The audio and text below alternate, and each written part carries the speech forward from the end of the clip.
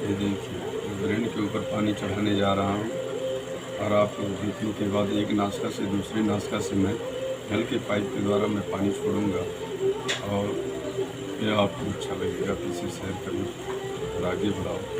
सभी भाइयों को मेरा नमस्कार। ये हम वीडियो चालू करने जा रहे हैं, आपको अच्छा लगेगा, इसे आगे बढ़ाओ। ये देखिए तेजी से पानी दे रहा है। मैं इस पानी को अपनी नाश्ता में डालने के बाद एक नाश्ता में डालूंगा, दूसरी नाश्ता से उतारूंगा। आपको ये देखना है। ये देखिए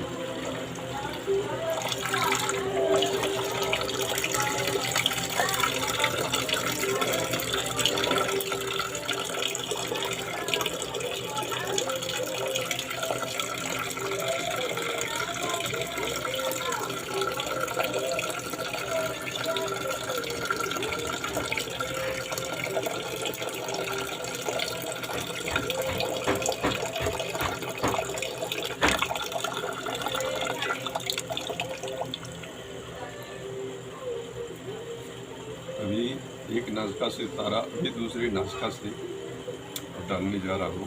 यही पानी एक नाश्ता से जाने के बाद दूसरी नाश्ता को फ्रेश होकर पानी गिरेगा।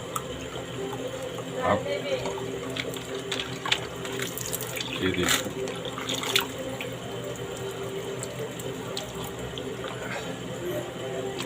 ये देखो गिर रहा है ना।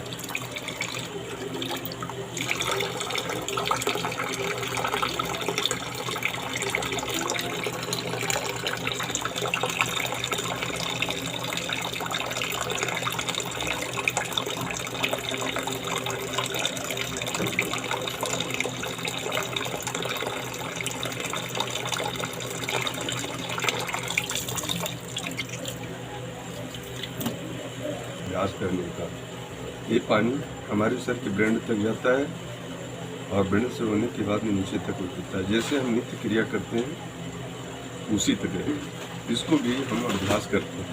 अभ्यास करने के बाद में धीरे धीरे इसके बाद करने के बाद में कम से कम 5 से 10 मिनट तक शवासन में नीचे झुक के खड़ा होने के बाद हम जाके शवासन में लेट जाते हैं और थोड़ा सा जानू सिरासन में भी लटके रहते हैं। तो हमारी नासिकाओं से जो हमारे ब्रेंड के अंदर पानी रहता है,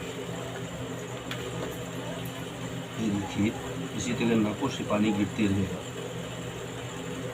और गिरने के बाद में और जो ब्रेंड के अंदर भी कोई भी सर्दी या जुकाम या कोई भी बलगम या अल्सर की कोई भी चीज़ रहेगी, ये हमेशा हमेशा के लिए ख़त्म कर देगा।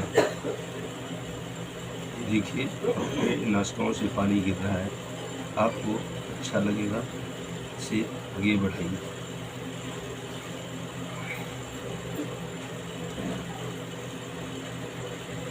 इसे दोस्तों धीरे धीरे आराम से एक बैग से अगर तेजी से करने वाले को अगर ब्रेंड के ऊपर पानी चढ़ जाएगा तो फिर भी तकलीफ हो जाएगा। अगर यह अभ्यास को आप धीरे धीरे करिए, आप करने लगेंगे तो आपको खुद को अच्छा लगेगा।